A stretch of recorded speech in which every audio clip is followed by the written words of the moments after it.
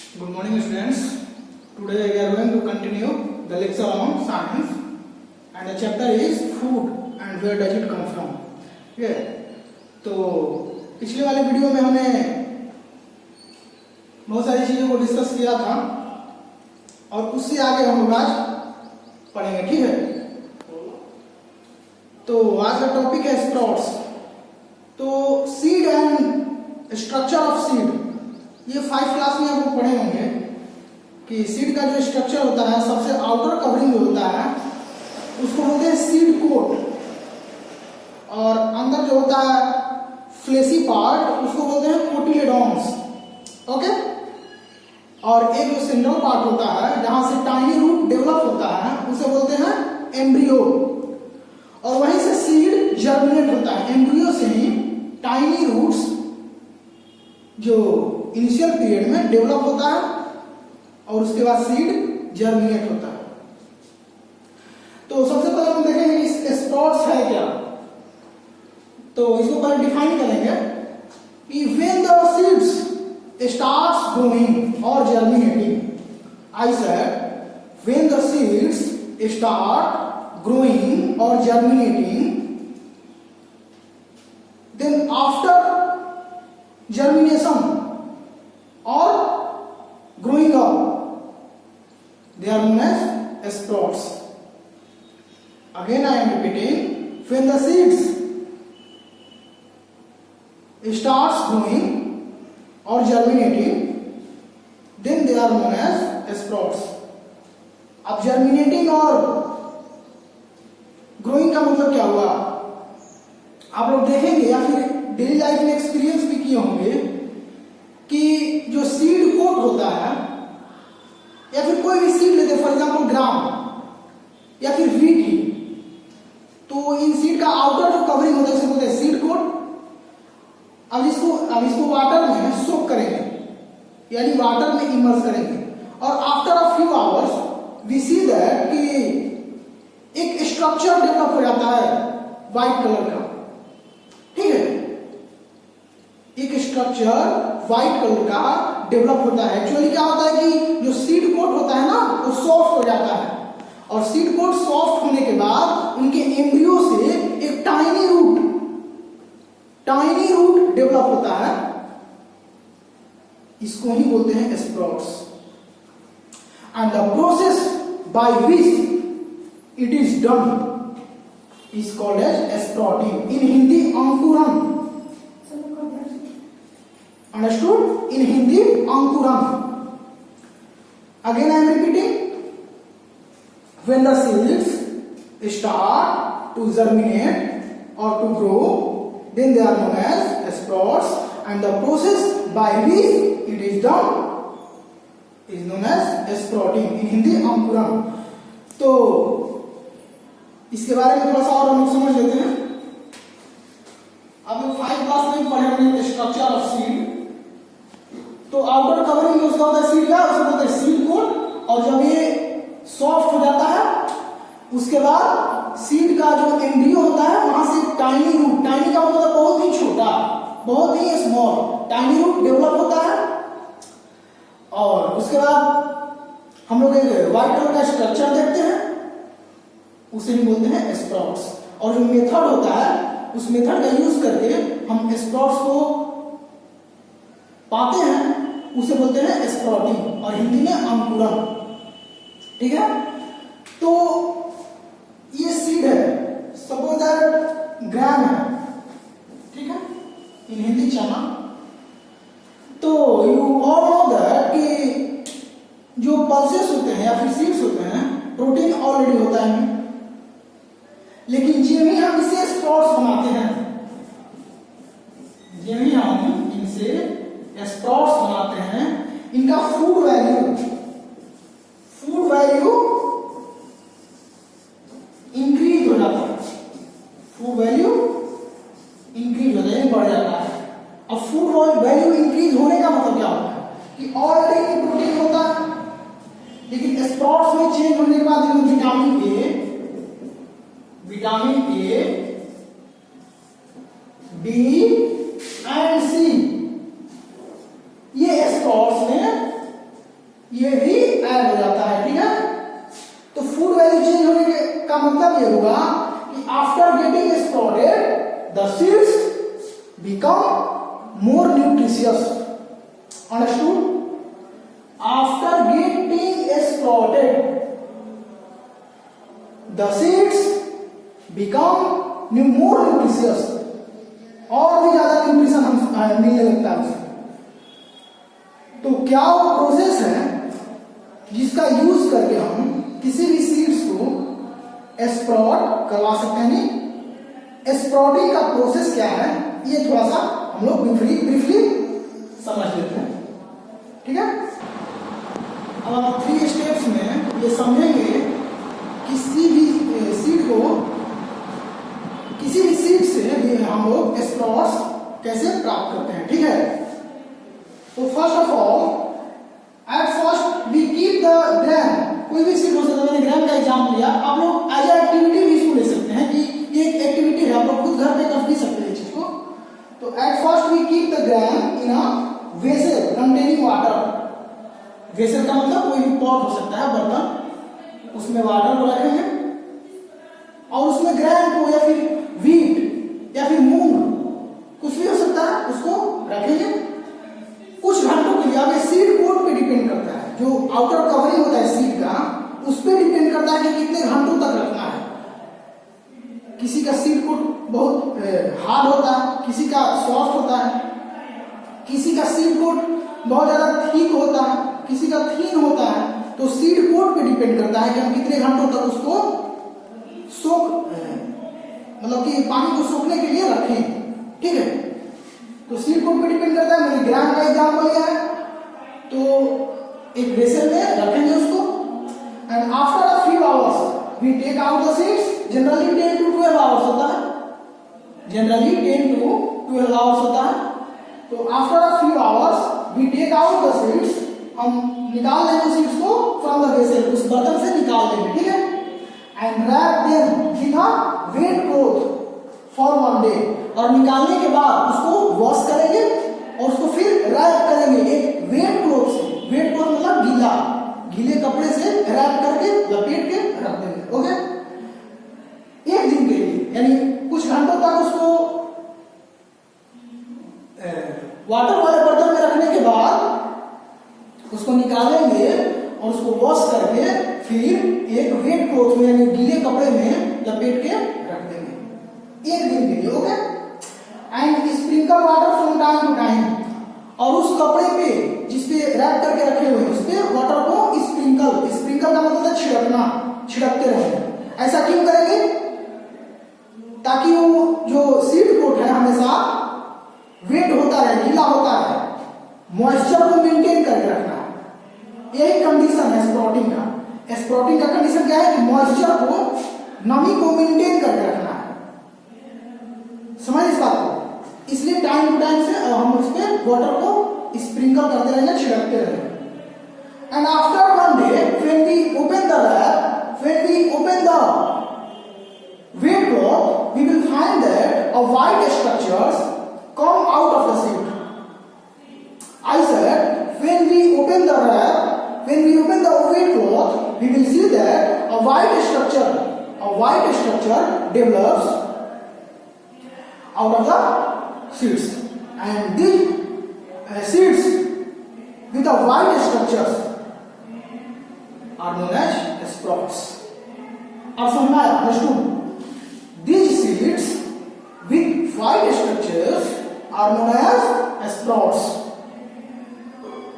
Okay, तो ये process हमने समझ लिया।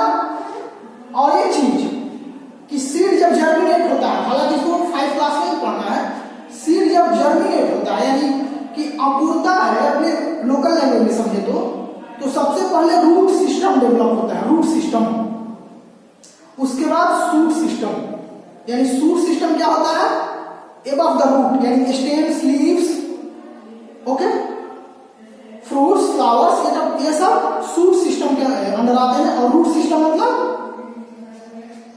जो रूट होता है, अब टैप रूट, लेटरल रूट, ये सारी चीज लोअर क्लासेस में पढ़े होंगे आप लोग, उसको बोलते हैं रूट सिस्टम। तो सीड जर्मिनेट होता है तो पहले रूट सिस्टम डेवलप होता है, उसके बाद डेवलप होता है। अगर जो नहीं पढ़ेगा, थोड़ा सा जो उसको याद नहीं होगा, तो एक बार रिकैप कर ले अपने नोट से भी। पढ़ना है स्ट्रक्चर ऑफ सीड्स में 5 क्लास में। मैं उस चीज को नहीं बताना चाहता, इसलिए वीडियो थोड़ा सा लंबा हो जाएगा। हम अपने टॉपिक पे ही रहेंगे, तो उसको पहले पढ़ ले स्ट्रक्चर ऑफ सीड्स को, ठीक है।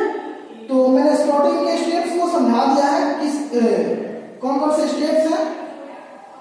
हमें अगर स्प्राउटिंग करना है तो हमें किसी भी सीड्स को स्प्राउट्स करवाना है, अंकुरित करवाना है।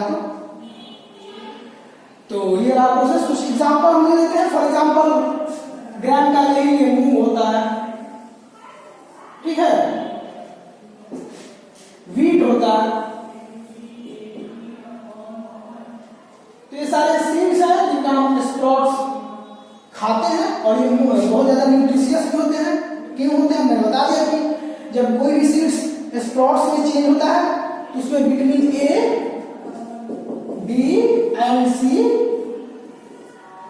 ये स्प्राउट्स कंटेन करता है, यानी रखता है। पानी से तो प्रोटीन है, तो ये बहुत सारा हेल्पफुल भी होता है, जैसे मेटाबॉलिज्म को ठीक करता है, डाइजेस्टिव सिस्टम को स्ट्रॉन्ग करता है।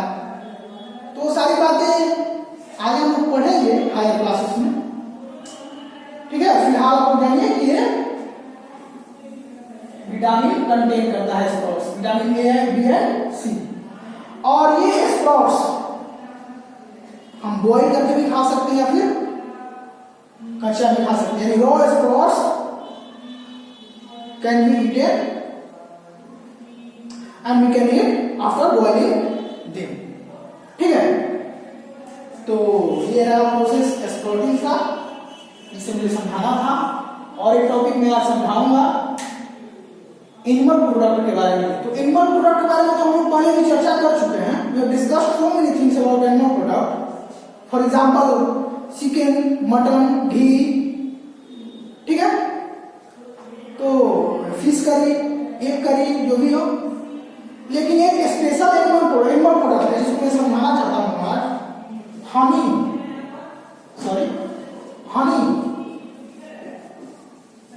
और कॉड लिवर ऑयल। ये दो एनिमल प्रोडक्ट हैं जो कि बहुत ही इंपॉर्टेंट है और न्यूट्रिशियस भी हैं।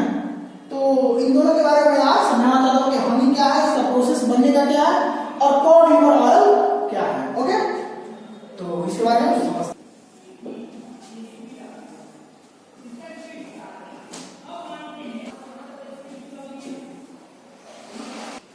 तो हमें बताया कि अब तो पीछे हम लोग पढ़े प्लांट प्रोडक्ट के बारे में, स्प्राउटिंग क्या होता है, एक प्रोसेस होता है, ठीक है। कोई सीड्स आफ्टर जर्मिनेटिंग उसको स्प्राउट्स बोलते हैं और ये मोर न्यूट्रिशियस भी होता है, ठीक है। इसके बाद हम लोग आते हैं एनिमल प्रोडक्ट्स के बारे में। तो जब चैप्टर हम स्टार्ट किए थे तो वहां भी हमने इस चीज को डिस्कस किया था कि एनिमल प्रोडक्ट या प्लांट प्रोडक्ट अपने चॉइस, अपने टेस्ट, अपने लाइकिंग के अकॉर्डिंग लोग प्रीफर करते हैं। और इसका एक और भी वजह मैंने बताया था कि availability of that type of ingredients determines the preference of the people living in that area. समझ लेते इसको कि अवेलेबिलिटी ऑफ फूड, उस एरिया में किस टाइप की इंग्रेडिएंट्स का अवेलेबिलिटी है,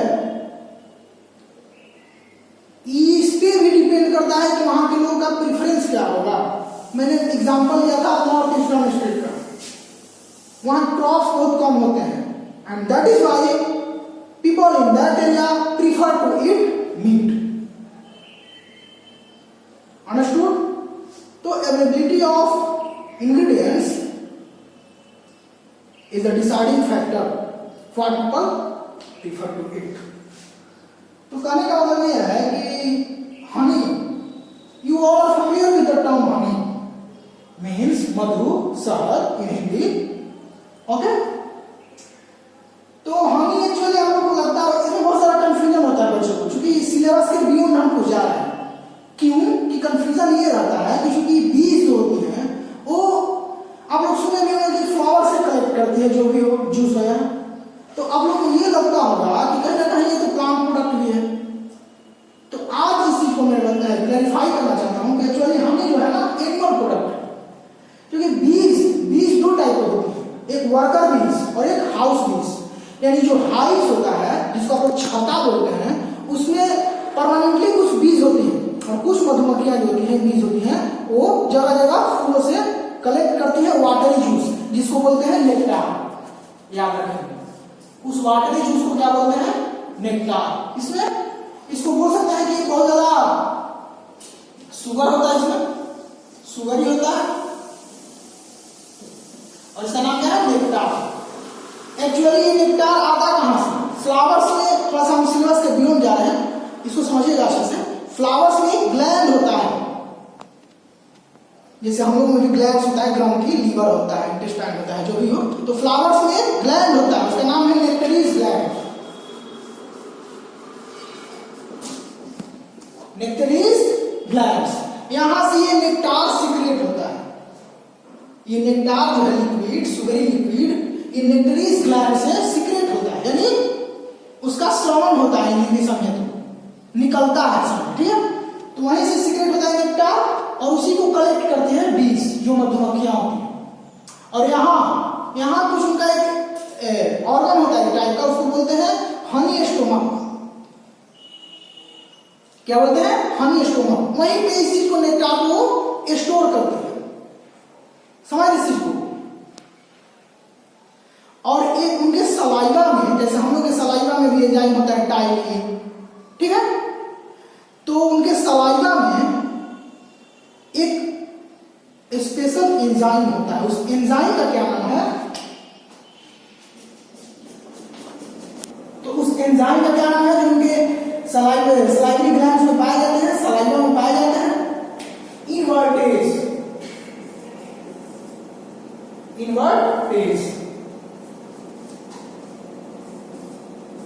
इस एंजाइम के थ्रू केमिकल प्रोसेस से ये नेक्टार कन्वर्ट होता है हनी में। यानी we can say that honey is converted, nectar is converted,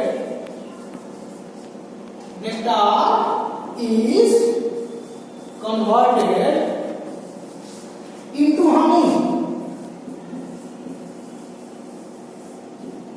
with the help of a special enzyme that that bees have, and the name of that enzyme is invertase.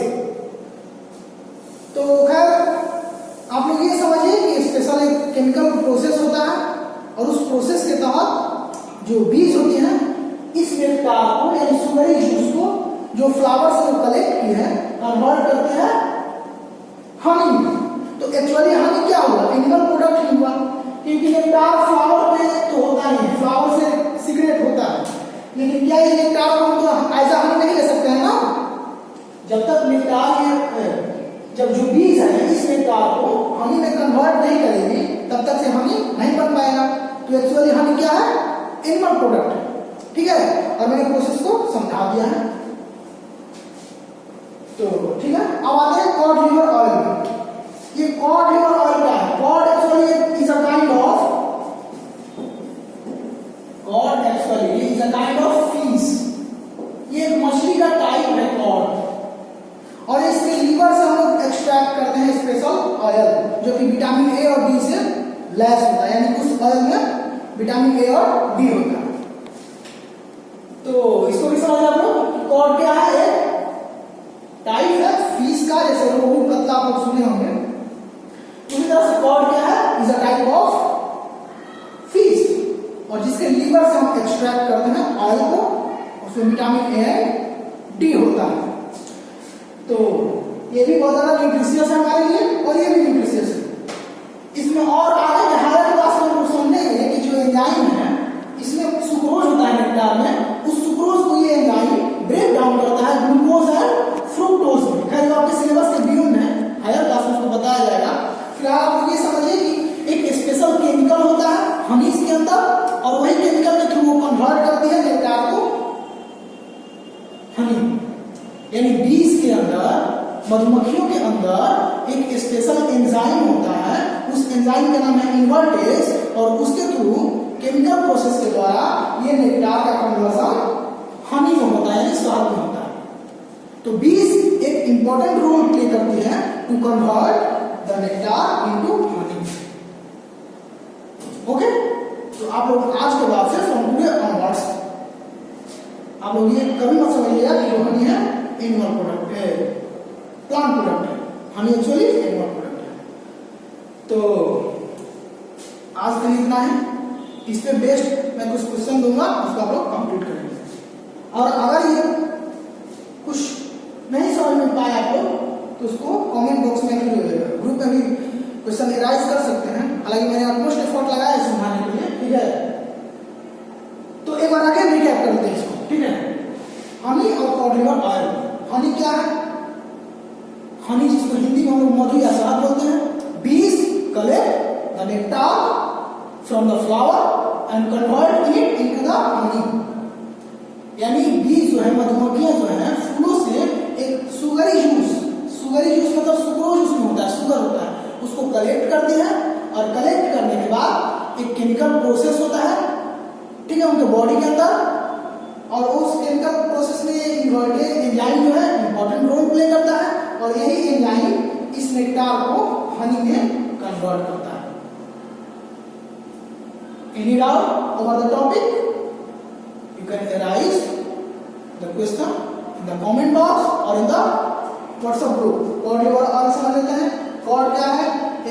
Fish का एक special type है, kind है, और इसके liver से हम लोग oil extract करते हैं, जिसको बोलते हैं कॉड लिवर ऑयल, ठीक है।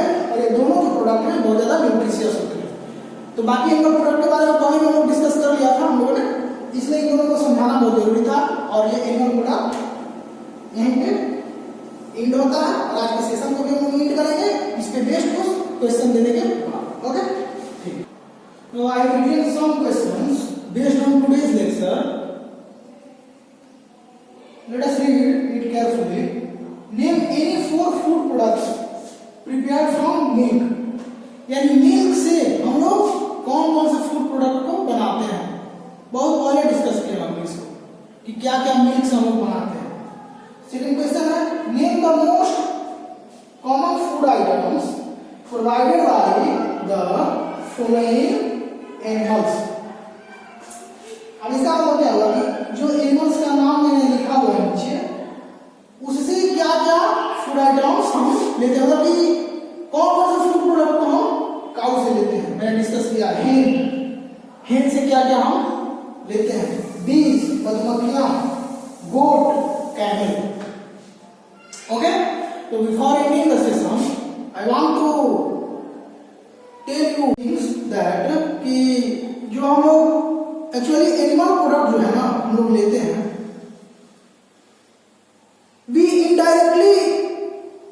we are indirectly connected to the plant। कैसे? हम लोग मिल्क को लेते हैं फ्रॉम काउ, गाय से हम लोग मिल्क लेते हैं। तो गाय का फूड क्या है, गाय का भोजन क्या है?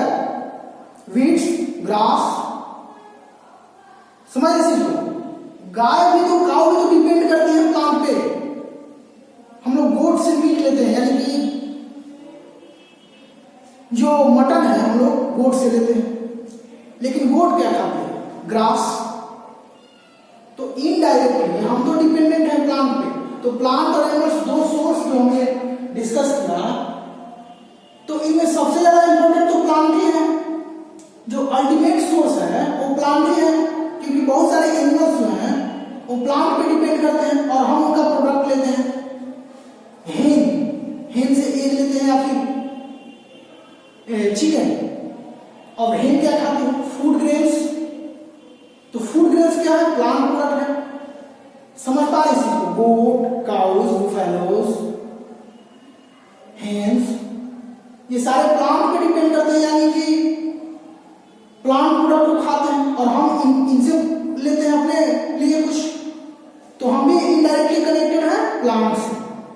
इसी को आप लोग ध्यान रखिएगा कि प्लांट जो है ना एक इंपॉर्टेंट रोल प्ले करता है हमारे इन्वायरमेंट में। ओके, तो प्लांट प्रोडक्ट और एनिमल प्रोडक्ट हमने अच्छे से पढ़ लिया है। और और आगे जो पढ़ने वाले हैं वो पढ़ेंगे कि टाइप ऑफ या classification of animals on the basis of their food habit. I said कि आगे जो पढ़ने वाले हैं classification of animals on the basis of their food habit, किस किस टाइप के एनिमल्स होते हैं, फूड हैबिट क्या है, तो नेक्स्ट टॉपिक रहेगा। और आप लोग स्क्रीनशॉट इसका ले सकते हैं या फिर इसमें काम कर सकते हैं जो आपको दिख रहा होगा। और आज के लिए इतना है।